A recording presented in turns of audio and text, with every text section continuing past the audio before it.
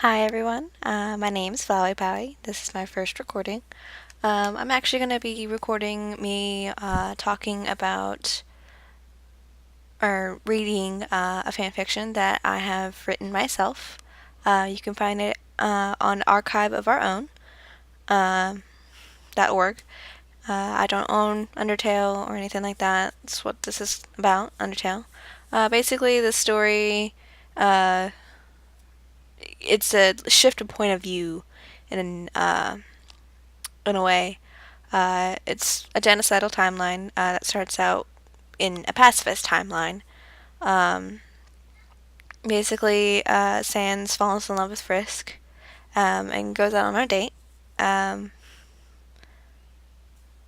but before he can do that, he has a nightmare of a genocidal timeline. Um, Basically, this is Sans before any other timeline. It's the first time you play, that kind of thing. You don't even finish the pacifist route yet at all. So after the date, the timelines reset and uh, monsters start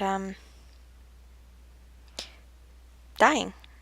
And he actually meets up with Frisk along the way, sees them, and some things go down pretty much. So here we go. Undertale, Genocidal Feelings. Chapter 1, Dreams and Nightmares. I wake up in a cold sweat. I don't know how that's possible since I'm a skeleton. My mind races. What was that? Undyne, Alphys, Tori, Paps. They all were dead. My chest grows hot with a burning pain as the memories come flooding back from the dream. It was so real. I could feel them slip through my fingers. I felt their dust sprinkle over me like they were showering me with love. I watched their shoals shatter into a million pieces. I instinctively grab the front of my shirt. Something warm slides down my face. I wipe it away, and that's when I realize that I'm crying. I curl into a tight ball to try to keep the world out. I can hear Pap slightly snoring in the next room. Hearing him snoring made my chest ache worse. My pain grew until I couldn't stifle my sobs, and they broke through my clenched teeth. Why? Why did I dream that? Was it even a dream? Why did it rattle me so bad? This really wasn't the time for puns, but it made the pain ease a little bit. It brought a little happiness that quickly faded. I took a few shaky breaths to help calm myself. The visions from my dream ricochet around my skull. This causes me to have a hard time staying calm. I am finally able to take an even breath. I looked out the window above my bed. It was still pretty dark outside. I pulled out my phone to see exactly what time it was. Oh, God. It was only 2 in the morning. I've only been asleep 4 hours. It could take me time to shake off that last dream and get back to sleep. I sigh. I guess there's no sleep for the wicked. Some time passed, and the pain in my chest faded. My mind calmed, and I slowly faded back into a unrestful sleep. My dream was close to that of before. The only difference is that I started in the judgment hall before the throne room. I didn't see anyone die this time, but I know they have to be dead in order for them to be here. My eye sockets flutter open. I can feel my rage boil up from my stomach. Seeing this kid before me made me lose control. They caused everything, all the pain, all the death. Why are they alive? Can I ask you a question? I say, practically spitting at the words at Frisk. The kid just nods their head and I take a breath. Why? Why did you do all of this? In response to this, a chilling grin spreads across Frisk's face. They cock their head to the side in puzzlement. I know they understand, but they still want me to explain it. I clench my fists and tears threaten to seep out again. You know damn well what I mean. Why do you have to kill him? He was never going to hurt you. Why did you kill Undine and Alphys? They only want to protect everyone from you. Then there's Tori. She was like a mother to you. You killed your own mother. What kind of person are you? Wait. Are you even human? No. You aren't. You are what humans think is a monster. I can't help my voice rising and cracking from the strain. I don't yell very often. I'm actually a very quiet monster, compared to most. I hardly speak, but with all this my emotions are raw, and I can't hold my voice back any longer. All Frisk does is give an evil grin like before. As I was ranting, their smile flickered a little bit when I got tutorial. It was only a fleeting shift, but it was there. They take a step forward, and it draws my attention back to them. Because, Sans, I like to see you suffer. Then their face contorts in pain. It is only there for a second. But it was there. I sigh. You know, I could have forgiven you if you had killed everyone else but him. But that won't happen now, will it? Prepare yourself, kid. You're about to have a bad time. My fists relax. It's the funniest thing. I don't feel like I can kill them, but it's not a matter if I want to anymore. They sealed their fate the minute they killed Pappy. I close my eyes. It's a beautiful day outside. Birds are singing. Flowers are blooming. It stays like this. Kids like you. My eyes flicker back on. My left eye gets warm with the building of my magic.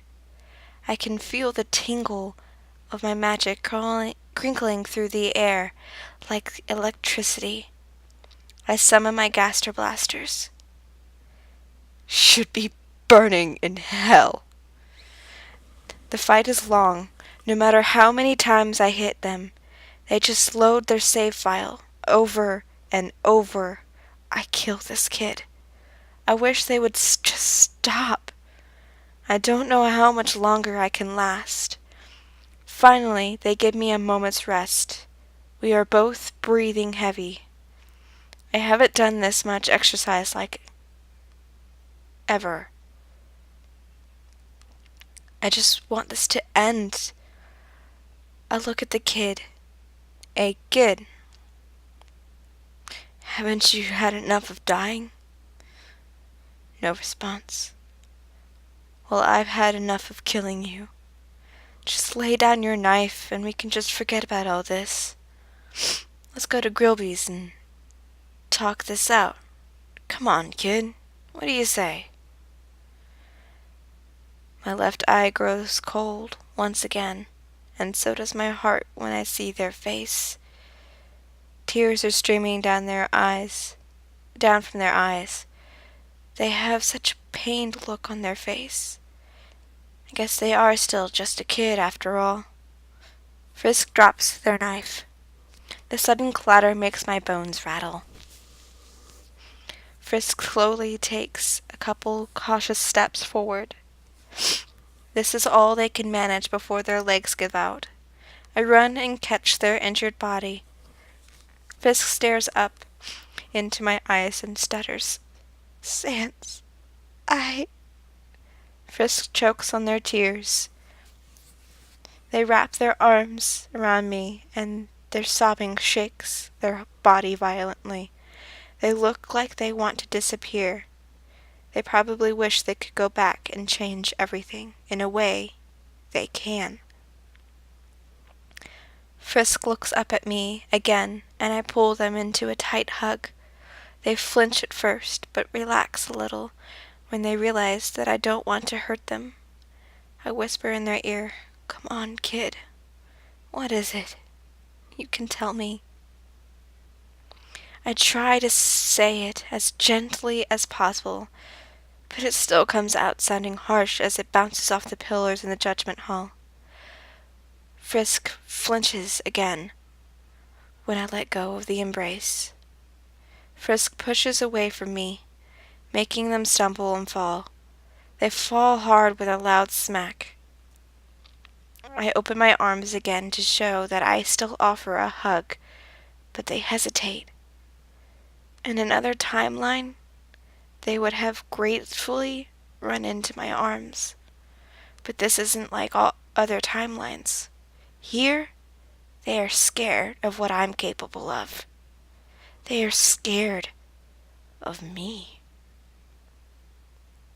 Frisk stands up and lets their arms hang limply by their sides. Sans, I'm so sorry. Their tears flow anew. There's no stopping them. I can't believe what I am hearing. They are apologizing? Why now? Why here? Then Frisk starts to run at me, screaming. They scream over and over. Sans! Wake up! Come on! You've got to wake up! Sans! My eyes come into focus as the lights in my eyes turn back on. I see Frisk standing over me without realizing what I'm doing. I can feel my eye grow warm. I grab a hold of their soul and slam them up against the wall. I hear the sickening crack of them hitting and denting the wall. Their eyes widen with fear and recognition. Last night starts to come back to me. Those were just dreams. That didn't really happen, did it?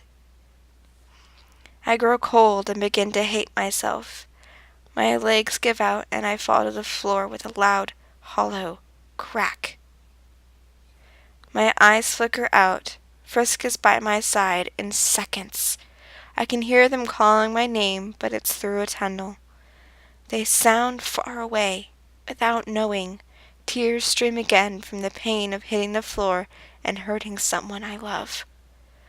I don't want to cry in front of Frisk, but I can't hold them back if I wanted to.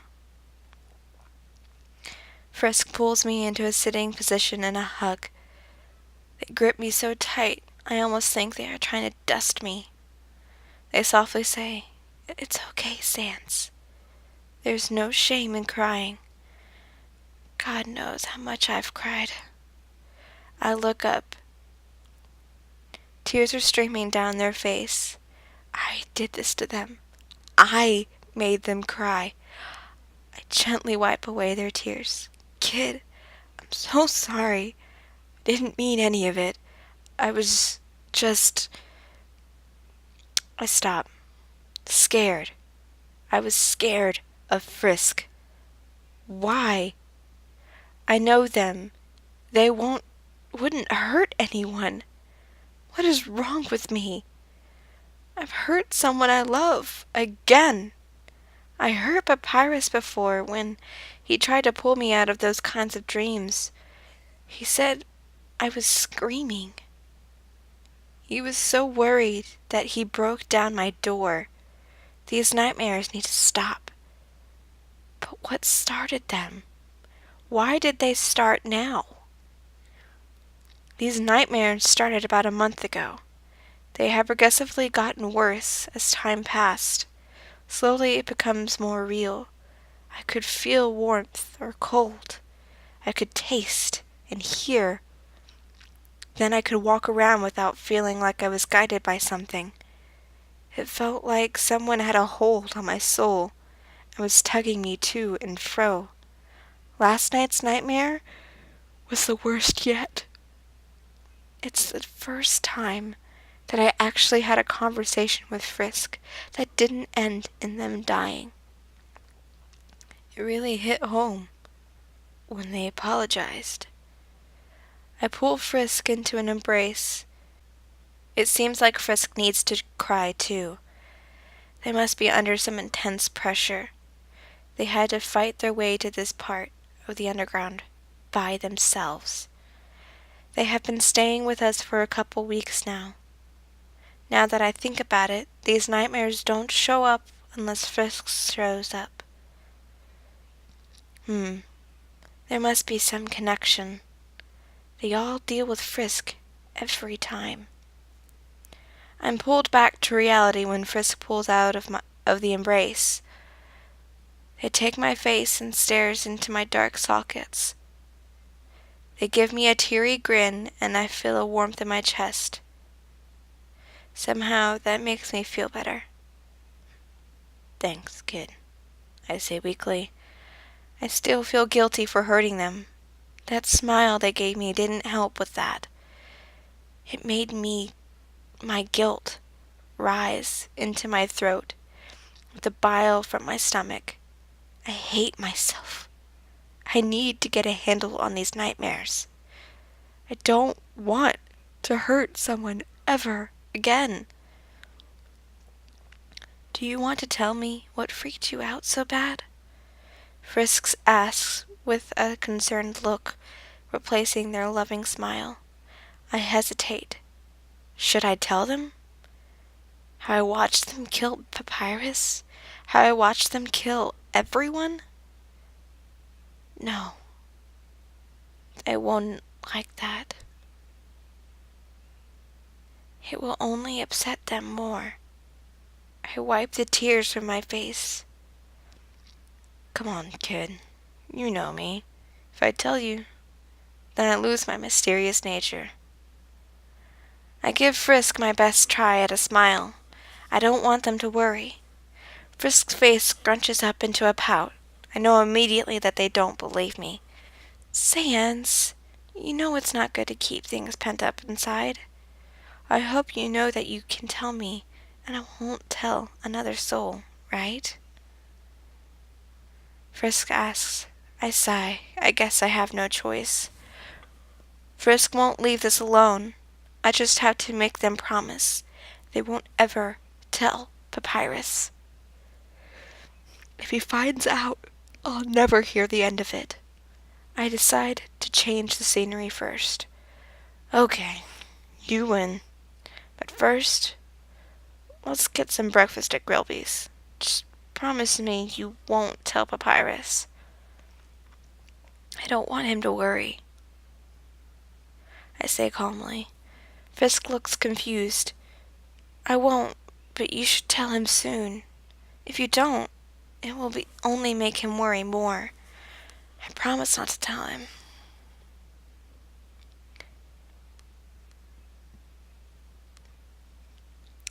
With that, Frisk gets up. As I start to head to the door, I notice that they are wearing my pajamas. I chuckle silently as the bones shimmer on the blue pants. Don't forget to get dressed, I joke. I'm not you, Sans. I don't wear the clothes from the day before as pajamas, Frisk says as they close the door. I am slightly surprised by their reaction. I forgot they had that side of them. A smart-ass. I chuckle and thought I would actually change my clothes for once. I grab a pair of jogging pants and a white t-shirt, not that I've ever gone jogging. I peel off the stiff shirt and slide the soft cotton over my head. The pants were harder to put on than I thought. I've been wearing my shorts for 5 days now. Oh well, I guess it's time to give those a wash. I slip on slippers and head for the door. Then I realize that I'm forgetting something. My jacket that I never left the house without. I guess I do have a lot on my mind. I saunter over to where I left it last night next to the bed and slip it on effortlessly. I glance at my rumpled bed before I leave. As I step through the doorframe, the feeling of fear crept back into my mind. The cracked wall that I threw Frisk up against came with that fear. I am really going to have to make this up to Frisk. I met Frisk in the living room. Frisk has made friends with me and Papyrus, and more impressive feat is that they also became friends with Undyne and Alphys. It is quite impressive. Among other things, now Frisk can see my well-thought-out facade. Maybe isn't a good idea to keep the kid around. Frisk has been staying with me and Paps since they got here. Things have become more friendly and bright. Everyone has become used to seeing a human walking around. No one thought humans could get along with monsters. The only problem is that Frisk isn't like other children. They are special. The way their smile can warm your heart, the way they endlessly care, the way they stay determined. I can feel my cheeks getting warm. Why do I feel this way even though I know what Frisk is capable of? No, that wasn't Frisk. That was something my mind thought up. There is no way they would hurt anyone. Frisk gives a warm smile when I get to the bottom of the stairs. Yeah, there's no way that they can hurt someone. I heard a crash from the kitchen. I exchange a glance with Frisk, then we rush into the kitchen. Upon entering the kitchen, I almost couldn't hold my laughter in. There was a dog running around the kitchen table, and Papyrus is hot on his heels. For some reason, the dog had one of Papyrus's bones in his mouth. Papyrus is yelling, "You annoying dog! Give that back!" Frisk couldn't hold back their laughter any more and bursts out. It made the dog stop, and Papyrus tripped over the dog. He runs right into the fridge, leaving a dent. I rush over to Papyrus to make sure he is okay. I'm still trying to stifle my laughter. "You okay, bro? Took quite the tumble." "Ugh, yeah. Did you get the bone back?" Papyrus asked, dazed. I openly laughed now. "That's what you're worried about? Pap, you almost knocked yourself out, and you're worried about that stupid bone?" The truth is that it disappeared when he hit the fridge. I shook my head. "You're so strong-headed, Paps." Papyrus gives an audible groan. That was terrible." Frisk is rolling on the floor laughing. The kid seems to think it's punny. Papyrus gave another groan. "Now breakfast is ruined." "Sorry, bro. Frisk and I were gonna go to Gobi's for breakfast anyway. We can bring you back something." I guess it'll have to do." "My head is ringing. I don't think I should be cooking," Papyrus says, standing up. "You gonna be okay here by yourself?" "Yeah, I'll take some pain medication and go lay down." "Have fun, you two." "Don't worry, we will," Frisk says, trying to stifle their laughter. Alright, that was it for chapter 1. I should be uploading another chapter here soon. If you liked it, don't forget to come visit me on Patreon so you can go ahead and read ahead if you want. Or not Patreon, Archive of Our Own. I should be doing more fanfiction besides my own here pretty soon. I just gotta get permission from people. But if you liked it, hit that like button and that subscribe so you can get notifications. Also, I am doing things for the Temple Walkers as a voice actor.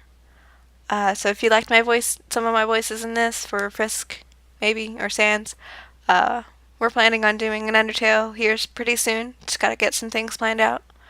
But come visit us at Temple Walkers, and yeah. Bye, guys. See you next time.